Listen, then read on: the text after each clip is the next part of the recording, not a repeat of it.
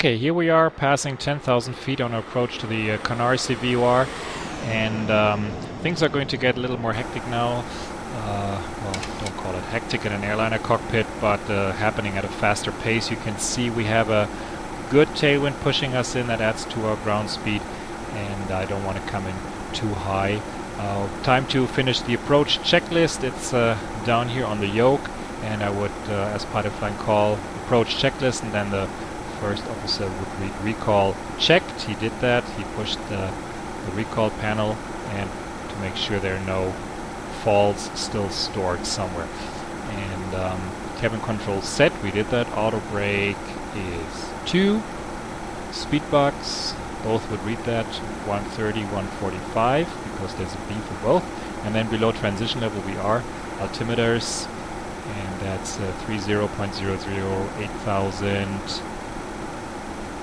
100, and he glances or he checks as I say that his is pointing at the same altitude and would reply 8,100 30.00. Approach checklist completed, and I'm still not receiving the Canarsie VOR, but I'm 40 miles to go. Already it's 8,000 feet. That's pretty comfortable, and ATC calls me, says reduce speed to minimum clean. Now what is minimum clean? On the 737-300 Classic, it's always 210 knots. We do calculate the minimum clean speed dynamically. You will see the little green dot appear here on the E80i speed tape, but we don't use that. See, it's below 200. We could fly 198 or whatever it is clean, but we don't do that. We use a fixed flap speed schedule. It's 210 for flaps up, 190 for flaps 1, 170 for flaps 5, and then it moves in steps of 10. So for flaps 10 it's 160, flaps 15 150, flaps 24 140. You need to memorize that. You can make yourself a little list or whatever. For the maximum speeds you can use this placard here, and you can see flaps 1, the maximum speed is 230 knots. So as soon as you are below that you can extend the flaps to 130. Of course you'll have that memorized fairly soon as well. I get the radial now. You see it just popped in, and I use the VOR lock mode to start turning towards it. The Canarsie VOR is not a very strong transmitter. I am probably already within 20 miles or so, and I certainly don't want to come in high on a difficult approach like, well, not difficult, but more challenging approach like this. We're going to set target speed later on, some time to talk about that now. We have a VREF of 130, that's the minimum speed that we want to fly on this approach, but usually you would add some margin on top of that depending on the wind condition, and the rule here is to add half the steady wind component, and the wind is blowing at 16 knots, half of that is 8 knots, so we will set 138 later. If there was a gust factor, if ATC would say it's 16 knots gusting to 20, then you would add the full gust factor, these 4 knots on top of that, but they didn't say so. I'm moving the heading buck towards the front. That's or towards where the airplane is going to face in a minute. That's a good practice in case ATC calls you and asks you to fly a heading. You don't want to waste the time of chasing your heading buck and dialing it all the way to the front first, so we like to keep that in front. It really becomes a second habit. Always run the distance calculation in your head. 20 miles to go to the descent point, about 2,400 feet to lose, so we're really coming in below the profile now, which is fine for me. And as I said, you don't want to come barreling in. If you find yourself getting too high on an approach, on profile, of course, the first, there's different ways to waste energy, as I call it. The first one is to accelerate, go to high speeds. That creates lots of drag, and of course it makes things happen much faster, and not everyone likes this way, and you can't always do it. The second one is, of course, use the speed brake, and don't pull it past the flight detent. Boeing says don't do it. You can pull it all the way to up, but it creates a lot of buffeting, and just go to flight detent. You can see it does create a little buffeting already, and That's the visual feedback. In the real airplane you would feel this little buffeting, and it reminds you that the speed brake is deployed, so you don't forget. Of course I don't need it, I'm below profile, and I might as well already set it to the arm detent. I will verify that later on this final checklist, and you can see the speed brake arm light. It shows it will deploy upon touchdown automatically. Okay, 1,000 feet to go until I'm at 3,000 feet, and you see you still have over 10 miles to go. That's very comfortable, so I have some time to do the deceleration before I come up on the initial approach point, and that's of course at 6 DME from Canarsie. There's also a little heading change, course change, overhead Canarsie VOR that I'll have to do, and hopefully won't forget. I really wish I had my co-pilot with me now. He monitors me and keeps track of things. Before I extend the flaps now, I'm going to move these start switches to continuous. That's in case an engine flames out, it would get relit automatically right away, and we like to do that during departure. You saw me do that during departure, and also during the approach. They used to do it at 10,000 feet or with the approach items, but they found out that it wears out the igniters, and so they changed the procedure to do that whenever you extend flaps, which is right now. And I set flaps 1 is maximum speed 230. I'm below that, so I will go to flaps 1, and of course I can use my button, or I can use the handle here and just drop them to 1, and you see the flaps start moving.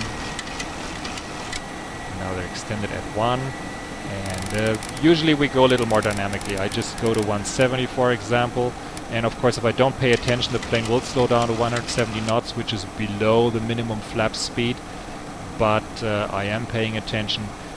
That's what they pay me for.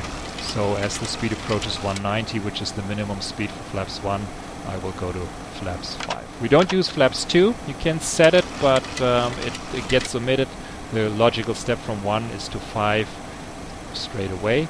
And looking at the E80i speed tape, you do have a minimum speed here calculated dynamically. That's the well, it would be what's the VREF for flaps 5 basically.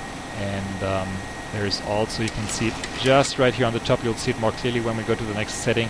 It is the maximum speed for the next logical flap setting. Remember how I said for look down here, and the next logical flaps setting would be 100 and would be 10. So 210 would be the maximum speed, and that's where the little yellow bar ends at. So in case you don't remember, just look at it, and as soon as you're below this yellow bar coming in from the top, you can safely go to the next step. Of course the next step is not flaps 10. That's only for certain normal situations. We go to from flaps 5 to flaps 15 right away, but I will do so only once I'm in the descent. Now I'm at 3,000 feet, and there's a little trick here. If I use vertical speed right now, click, you see immediately it goes back to altitude hold, because we're at 3,000 feet. The autopilot has a really strong affinity to whatever is in here. He won't leave that altitude unless you have glide slope mode, which we don't.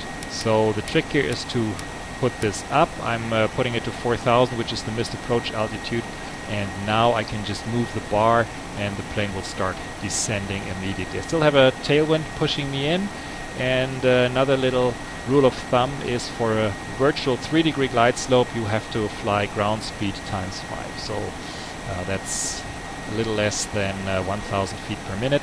1 mile to go until my descent starts, and I'm already well below the clouds, which makes for a nicer view. And of course the minimum here is 800 feet, so you could fly this approach with a cloud base that's a lot lower. 6 miles, here we go. And of course the plane lags a little bit as it enters the descent. Doesn't push over very brutally, which is a good thing. And so I'm putting in 1,000 for now to regain my virtual glide slope. As I'm approaching the VOR, I don't want the plane to chase the VOR needle too much, so I am actually going to heading select. Of course, I move the heading back straight ahead first, and now as I will pass over the Canarsie VOR, the autopilot is not tempted to follow the twitching 2500 VOR needle there. Okay, and time to concentrate on the approach. I'm going to speak less and less here. Just follow along and enjoy the ride, and you see the visibility about 5 miles or so, so we should be able to pick out the airfield on time. 3 miles to go. That's about 900 feet to lose, and I'm only 700 feet above the 1500 that I want to be at Canarsie, so now it's time to come back on the vertical speed a little. You can see the ground speed also diminishes, and of course you would need to reduce your rate of descent if you want to fly or keep flying the same profile. At 1 mile to go, I want to be at 800. So you see that's turning up pretty nicely, and if you do some math and check the distance from the missed approach point to the runway 13 left, that's the one that we're going to, you'll see that there's actually a pretty shallow approach. Okay, 1700 feet, time to get configured here.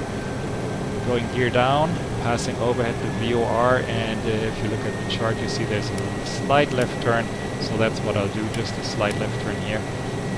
We're now at gear down, go to flaps 15 and reduce the speed to the target speed. I said 138, and we get a little ballooning as the flaps extend to 15, that's also normal. Go to flaps 25, flaps 30, and we're at final setting, don't have to worry about getting configured anymore.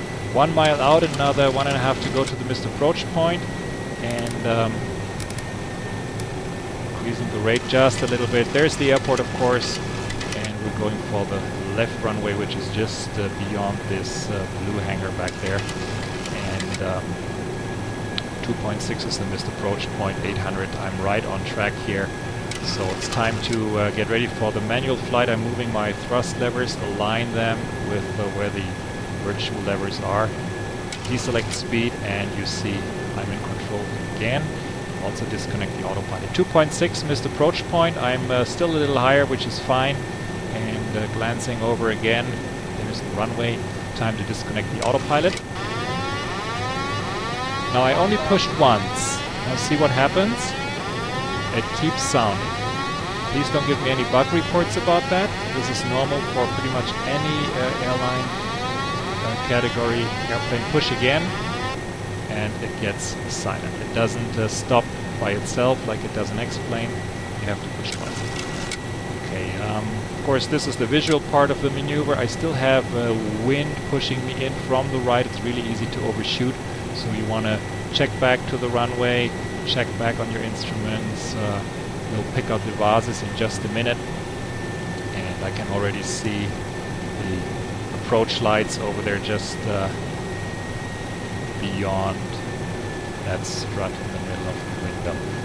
And the profile looks good to me visually, and I think I see a red and white light on the left there. That's good. Speed is a little low. Now the regular power setting for flaps 30 approach is about 53%, so you can see my power setting just oscillate between that, and I need to lead a little to the right so the wind doesn't blow me away from the center line. Speed's still a little bit low, and of course I'm clear to land. The cabin is reported ready, so everything is fine. You might hear altitude callouts on the approach twice. That depends on the structures. The ground that you pass overhead happens in the real airplane too. 100. 50, 40, 30, 20, 10. Just a short break. Spoilers deploying. Reverse. Idle reverse is enough in most situations. And Don't pump the brakes yet. You see that the auto brake disarm light is off. That means it's working, and that is a good thing. So we'll just let it do its work. You see the airplane decelerates nicely. And of course we don't yank the reversers open because airports nowadays don't really like that. I use my pedals now, and you can see the auto brake disarm light down here does come on. That means now I have to brake manually. This is the exit that I want to take. So the airplane comes off the runway, and I'm turning right here on the very next exit.